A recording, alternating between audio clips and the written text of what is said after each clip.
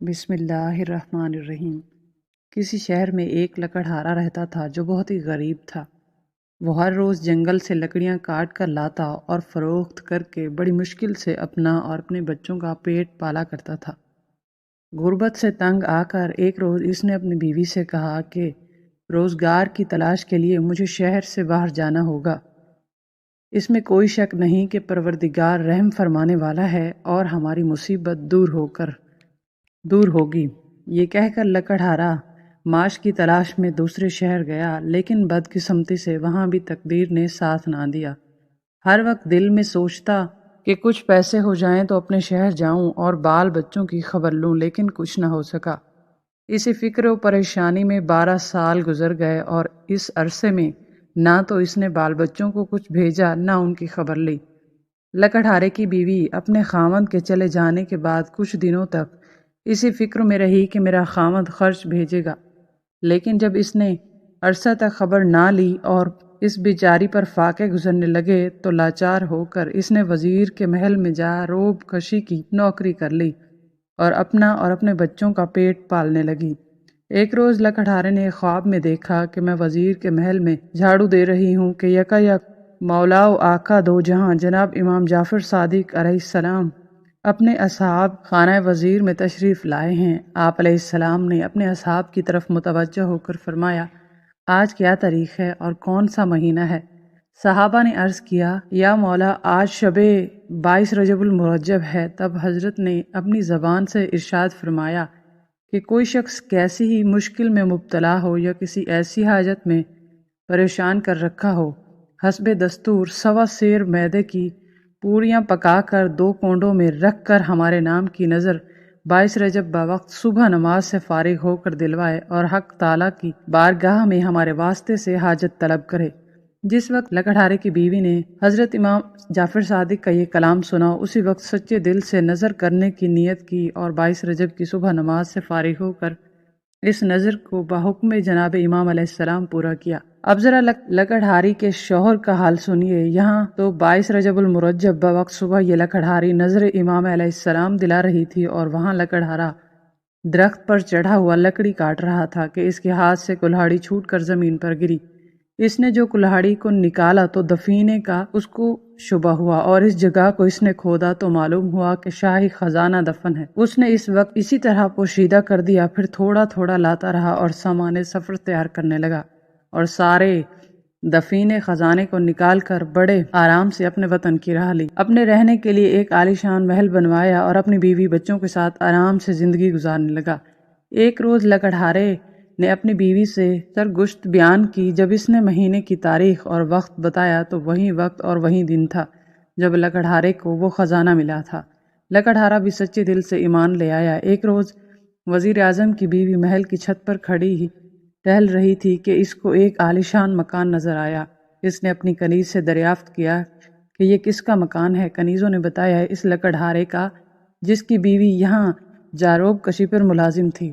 یہ سن کر وزیر اعظم کی بیوی لکڑہارے کی بیوی کو بلایا اور مفصل حالات دریافت کیے۔ اس نے تمام حالات بیان کیے، مگر وزیر اعظم کی بیوی کو یقین نہ آیا، بلکہ دل میں یہ خیال آیا کہ اس کے شوہر نے راہزنی کی ہے جس کی بدولت امیر ہوا ہے۔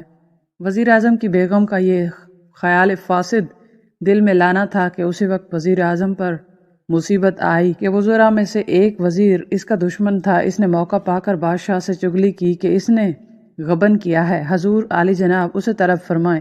بادشاہ نے اسی وقت وزیر اعظم کو بلا کر حساب طلب کیا۔ وزیر اعظم صحیح حساب نہ دے سکا، چنانچہ بادشاہ غضبناک ہو گیا۔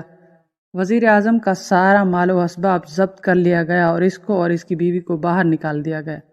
وہ دونوں بھوک کے پیاسے چلے جا رہے تھے کہ تربوز کا کھیت نظر آیا۔ وزیر اعظم نے اپنی بیگم سے 2 درہم لے کر جو اتفاق سے اس کے پاس رہ گئے تھے، اس کا تربوز خرید کر رومال میں باندھ لیا کہ کسی جگہ اطمینان سے بیٹھ کر کھائیں گے۔ اتفاق سے جس دن وزیر اعظم پر یہ اوتاب نازل ہوا تھا، اسی دن شہزادہ بھی شکار کو گیا ہوا تھا اور رات تک واپس نہ آیا، تو بادشاہ نے پریشان ہو کر وزیروں سے مشورہ کیا کہ ساری رات گزر گئی اور ابھی تک شہزادہ واپس نہیں آیا۔ اسی وزیر نے جس نے وزیر اعظم کی چغلی کھائی تھی، بادشاہ سے عرض کیا مجھے تو ایسا معلوم ہوتا ہے کہ وزیر اعظم نے دشمنی کی وجہ سے موقع پا کر شہزادے کو قتل کر دیا ہے۔ یہ سن کر بادشاہ نے وزیر اعظم کی گرفتاری کا حکم دے دیا۔ سپاہی گئے اور وزیر اعظم اور اس کی بیوی کو پکڑ کر لے آئے۔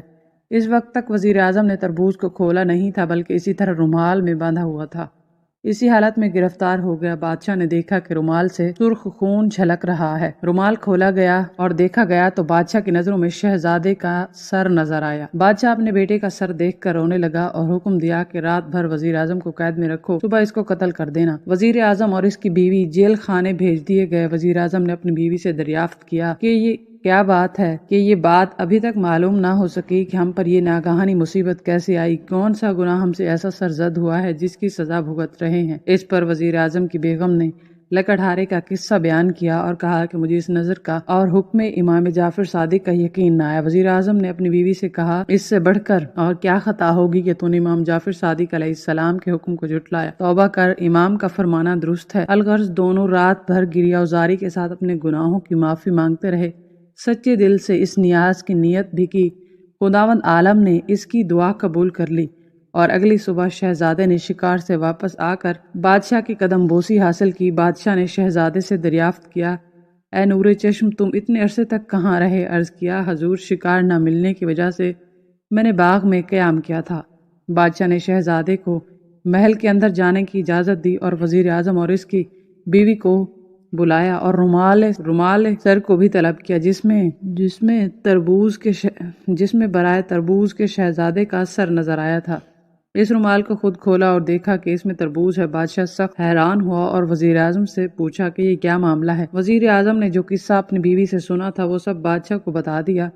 بادشاہ یہ سن کر لکڑہارا اور اس کی بیوی کو بلایا اور ان سے حالات دریافت کیے۔ انہوں نے تمام حالات بیان کر دیے جس کو سن کر بادشاہ بھی سچے دل سے ایمان لے آیا اور وزیر اعظم کو پھر اپنے عہدے پر فائز کر دیا اور چغل خور وزیر کو سزا دے کر نکال دیا۔